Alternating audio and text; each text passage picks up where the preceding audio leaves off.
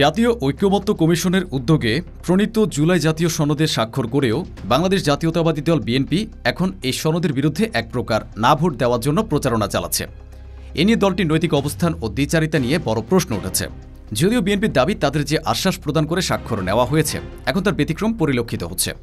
মূলত গণভোটে note of dissent বা ভিন্নমত বাদ দেওয়ার প্রতিবাদে এবং জাতীয় নির্বাচনের আগেই গণভোট আয়োজনের সম্ভাবনার জন্য এই অবস্থান নিয়েছে তারা।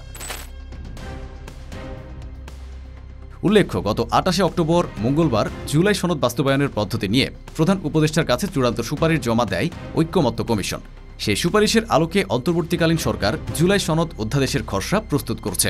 সেই সুপারিশে গণভোটে নোট অব ডিসেন্ট অর্থাৎ রাজনৈতিক দলগুলোর দ্বিমত গণ্য না করা, আগামী জাতীয় সংসদকে ২৭০ দিবসের জন্য সংবিধান সংস্কার পরিষদ হিসেবে দ্বৈত দায়িত্ব পালন করা এবং নির্দিষ্ট কার্য দিবসের মধ্যে সংস্কার বিল পাশ না হলে স্বতঃস্ফূর্তভাবে তা সংবিধানে যুক্ত হয়ে যাওয়া সহ একগুচ্ছ সুনির্দিষ্ট প্রস্তাবনা আছে জুলাই সনদ বাস্তবায়নে। বিএনপির দাবি এই প্রস্তাবনাগুলো নিয়ে ঐক্যমত্য কমিশনে কোনো আলোচনাই হয়নি। এছাড়া প্রধান উপদেষ্টা সহ ঐক্যমত্য কমিশন পূর্বেই প্রতিশ্রুতি দিয়েছিল নোট অব ডিসেন্ট পরিগণ্য করা হবে এবং কোনো রাজনৈতিক দল তাদের নির্বাচনী ইশতেহারে এই ভিন্নমত সন্নিবেশিত করে ক্ষমতায় গেলে সে মোতাবেক সংশোধন করতে পারবে। কিন্তু জুলাই সনদ বাস্তবায়নের চূড়ান্ত প্রস্তাবনা এই প্রতিশ্রুতিগুলোর লঙ্ঘন। এই প্রেক্ষিতে ২৯ অক্টোবর হঠাৎ জুলাই সনদের বিরুদ্ধে না রব তুলে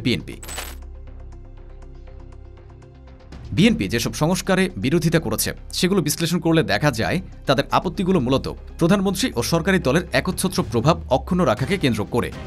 তাদের গুরুত্বপূর্ণ নোট অব ডিসেন্টের কয়েকটি হল: ১. ক্ষমতার পৃথকীকরণ।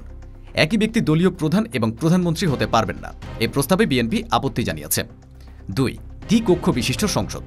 উচ্চকক্ষে প্রাপ্ত ভোটের সংখ্যানুপাতিক প্রতিনিধিত্ব মানে পিআর পদ্ধতি অনুসরণে আপত্তি জানিয়েছে বিএনপি। ৩. স্বাধীন প্রতিষ্ঠান ও বিভিন্ন নিয়োগ সংক্রান্ত। দুদক, পিএসসি, মহাহিসাব নিরীক্ষক, ন্যায়পাল, মানবাধিকার কমিশন, এমনকি বাংলাদেশ ব্যাংকে গভর্নর নিয়োগের ক্ষেত্রেও বিএনপি প্রস্তাবিত নিয়োগ কমিটির ক্ষমতা বা বিধি প্রণয়ন অথবা রাষ্ট্রপতির স্বাধীন নিয়োগ ক্ষমতার ভিন্নমত পোষণ করেছে। অর্থাৎ বর্তমানে প্রচলিত ব্যবস্থা, যেখানে সরকারি দল ও প্রধানমন্ত্রীর হাতেই থাকে কার্যত সব নিয়োগ ক্ষমতা, তাই বহাল রাখতে চায় তারা।